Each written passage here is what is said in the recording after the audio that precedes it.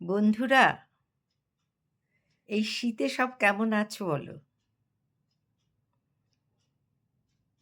বেশ বেশ কয়েক বছর এমন ঠান্ডা আর পড়েনি। মানুষের যা কিছু গরম পোশাক, যেগুলো নাকি বাক্সবন্দী হয়ে পড়ে থাকতো, সব কিন্তু এবার বের করতে হয়েছে।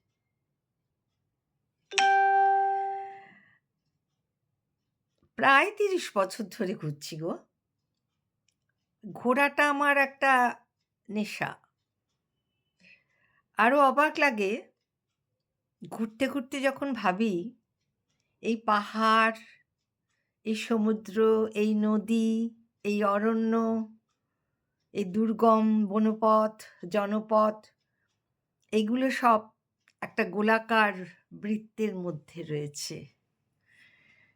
সেটা একটু, একটু করে ঘুরছে।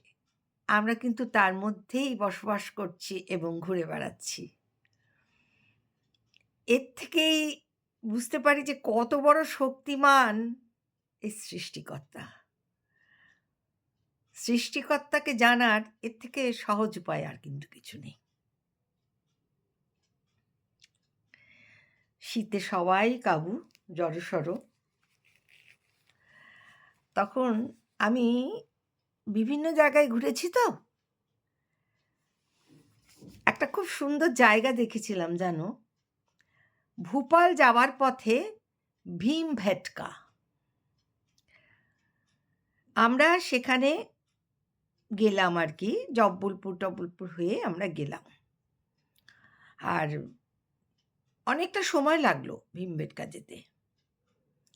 আর আমরা লাঞ্চ করলাম, দুপুরের খাবার খেলাম ভাইয়াপুর বলে একটা জায়গায়। এই ভীমভাটকাটা কি? অজ্ঞাতবাসের সময়ে ভীম পঞ্চপাণ্ডব এখানে লুকিয়ে একটা বিশ্রামাগার তৈরি করেছিলেন। একতলা, দোতলা, তিনতলা, পাথরের গহ্বর, পাথরের ঘর। একটু চিন্তা করো তো সেটা কিরকম হতে পারে? কিন্তু খুব আর্টিস্টিক। আলোচনার জন্য হচ্ছে বিশাল গহ্বর, যেখানে পঞ্চপাণ্ডব পরের গতিবিধি কী হবে সেগুলো নিয়ে সেখানে বসে আলোচনা করতেন। আরেকটা জিনিস দেখলাম, প্রাগৈতিহাসিক যুগের গুহাচিত্র কিছু কিছু দেখতে পাওয়া গেল। হালকা কিন্তু পরিষ্কার বোঝা গেল।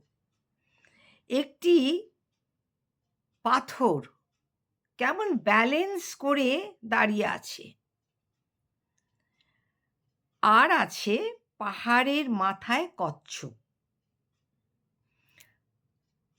দুটি পাথরের মাঝখানটা সরু, সেখান দিয়ে একমাত্র একজনই যাতায়াত করতে পারে। রাস্তা বেশ কষ্টকর, তবে যাওয়া যায়। আমরা গেছিলাম।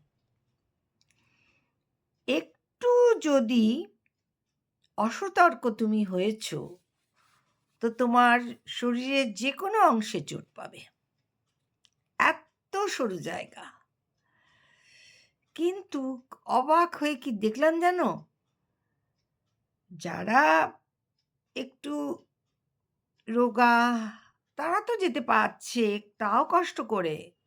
কিন্তু যারা স্বাস্থ্যবান তারাও কিন্তু পেরিয়ে যাচ্ছে। এটাই বোধহয় মাহাত্ম্য। তো এই ভীমবেটকাটা দেখে যে আমার কি ভালো লেগেছিল। আর অত গরমের মধ্যে ওই পাহাড়ের গুহা যে কি ভীষণ শীতল, যে না গেছে সে বুঝতে পারবে না। আমরা সেখানে সবাই বসে কিছুটা আরাম নিয়েছিলাম এবং কল্পনা করছিলাম যুধিষ্ঠির, ভীম, অর্জুন, নকুল, সহদেব, কুন্তী সবাই বসে বিশ্রাম করছেন। তাদের তো লুকিয়ে থাকতে হয়েছিল। এই অজ্ঞাতবাসটা ছিল অপূর্ব, চোখ সার্থক হয়ে গেছিল। এইরকমভাবে বিভিন্ন জায়গায় আমি গেছি তো, সেখানকার ছোট্ট ছোট্ট এক একটা জায়গার কথা তোমাদের খুব বলতে ইচ্ছে করলো। অনেকেই দেখেছ, অনেকেই দেখনি, তারা দেখে নিও। পরবর্তী দিন অন্য আরেকটা গল্পের কথা বলবো, যেখানে মহাদেবকে দর্শন করতে গিয়ে আমাদের পাতালে যেতে হয়েছিল। ভাবতে পারো, পাতাল। এখানে শেষ করি। নমস্কার, শুভরাত্রি।